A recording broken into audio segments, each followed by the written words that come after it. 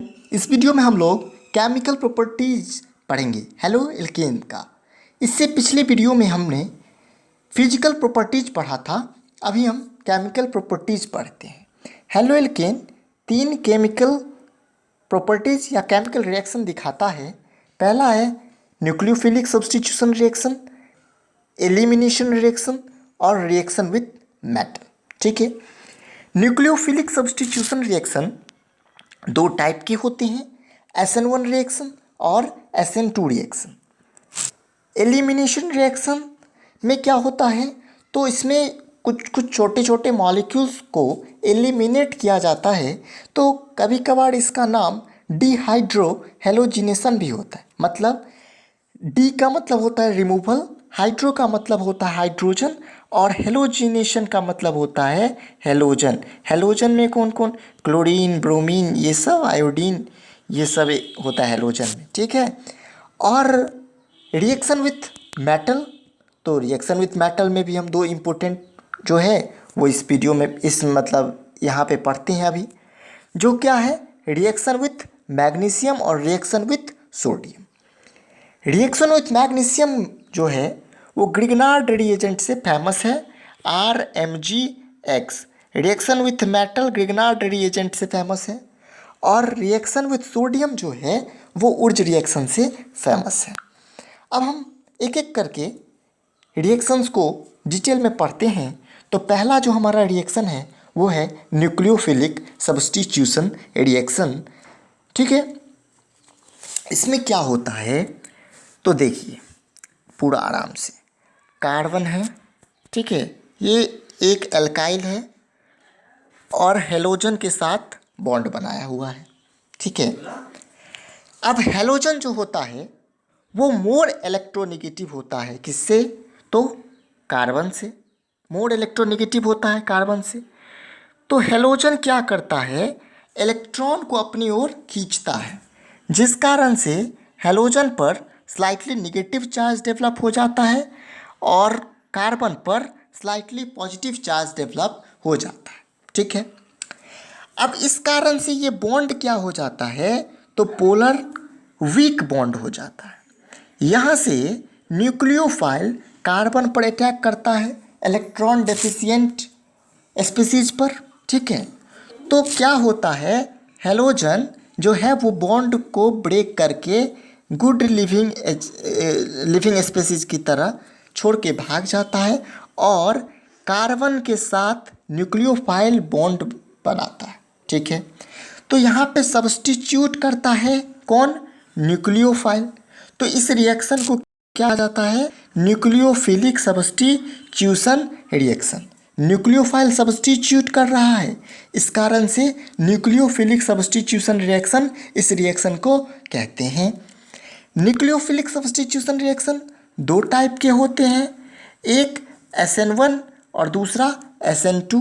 ठीक है, SN1 का मतलब S मतलब सब्स्टिट्यूशन, N न्यूक्लियोफिलिक और 1 यूनिमॉलिक्यूलर। ठीक है, अब SN1 रिएक्शन जो होता है वो फर्स्ट ऑर्डर रिएक्शन होता है जो कि 2 स्टेप में होता है। SN1 रिएक्शन 2 स्टेप में होता है और SN2 रिएक्शन जो है वो एक सिंगल स्टेप में होता है। ठीक है, अब धीरे धीरे न्यूक्लियोफिलिक सब्स्टिट्यूशन रिएक्शन की टाइप यानी कि SN1 रिएक्शन और SN2 रिएक्शन के बारे में पढ़ेंगे। तो पहले हम लोग SN2 रिएक्शन के बारे में पढ़ते हैं। ठीक है, अब यहाँ पे भी वही बात होगा क्या, तो होगा ये कि कार्बन यहाँ पे जो है शुरू हो गया वही बात सब। अब कार्बन और हेलोजन CX बॉन्ड है, पोलर है, वीक है, यहाँ भी क्या करेगा, न्यूक्लियोफाइल अटैक करता है।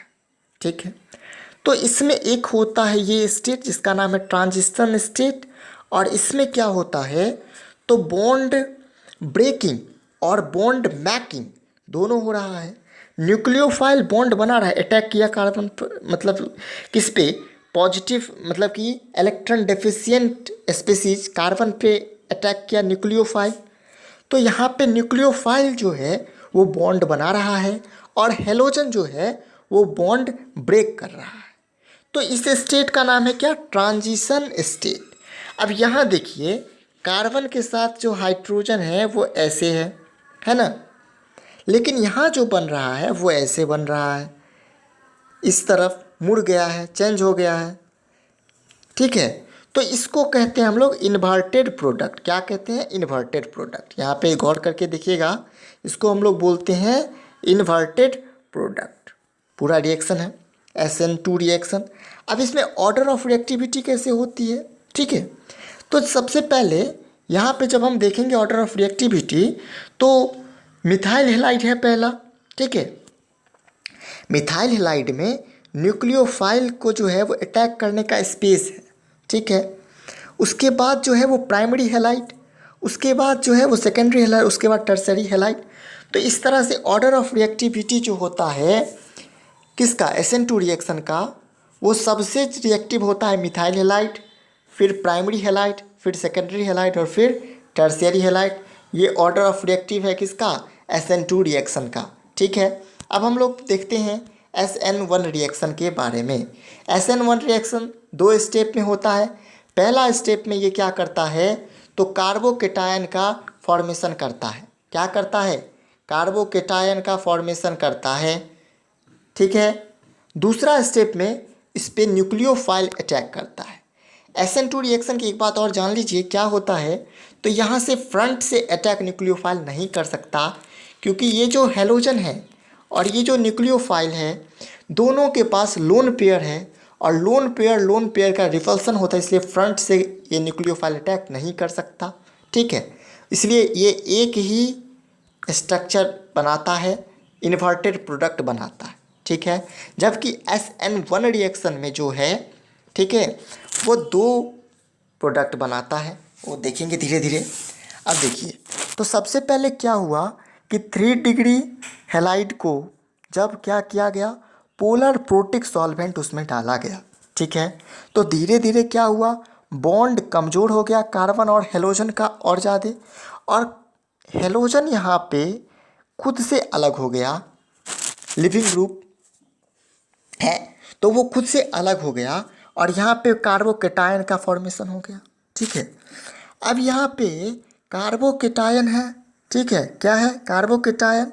अब न्यूक्लियोफाइल दोनों तरफ से कार्बन पर अटैक कर रहा है, तो क्या होगा?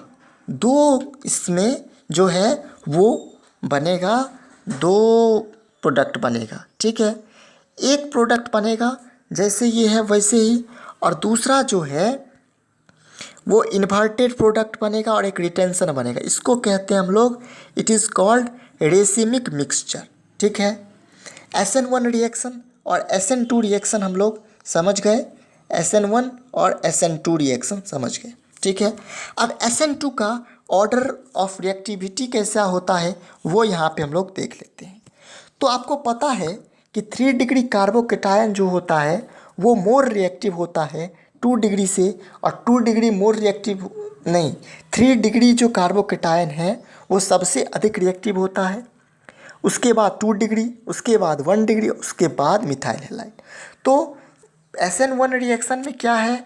तो SN1 रिएक्शन में सबसे अधिक रिएक्टिव होता है मिथाइल हैलाइड, फिर SN2 में सबसे अधिक होता है मिथाइल हैलाइड, फिर प्राइमरी हैलाइड, फिर सेकेंडरी हैलाइड, फिर टर्सरी हैलाइड, और SN1 में क्या होता है? तो सबसे अधिक रिएक्टिव होता है टर्सरी हैलाइड, फिर सेकेंडरी हैलाइड, फिर प्राइमरी हैलाइड और फिर मिथाइल हैलाइड। अगर आपको ये वीडियो अच्छा लगा हो तो लाइक करें, हमारे चैनल को सब्सक्राइब करें और बेल आइकन को प्रेस करें, जिससे हर एक वीडियो का नोटिफिकेशन आप तक पहुँचे। Thanks for watching this.